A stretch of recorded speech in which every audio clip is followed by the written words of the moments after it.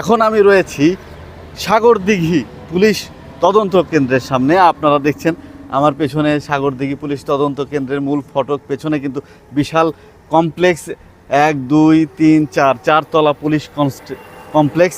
আসলে আমাদের শাহজাদপুরেও কিন্তু এত সুন্দর কমপ্লেক্স নেই। আর এটা সাগরদিঘি কিন্তু একটি ইউনিয়ন। এই ঘাটাইল থানার, টাঙ্গাইলের ঘাটাইল থানার দুটি ইউনিয়ন নিয়ে এই সাগরদিঘি পুলিশ তদন্ত কেন্দ্র তৈরি হয়েছে এবং এখানে দুজন এসআই রয়েছে, দুজন এএসআই রয়েছে এবং একজন ইন্সপেক্টর রয়েছে।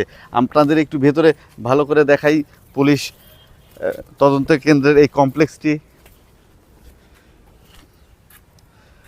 আমরা কিন্তু ঘাটাইল থেকে ভেবেছিলাম যে খুবই সন্নিকটে এই সাগরদিঘি, কিন্তু ঘাটাইল থেকে আসতে আসতে আমাদের 12টা বেজে গেছে। কারণ ঘাটাইল থেকে প্রায় 30 থেকে 35 কিলোমিটার আসতে হয় এই সাগরদিঘি ইউনিয়ন বা এই পুলিশ তদন্ত কেন্দ্রে।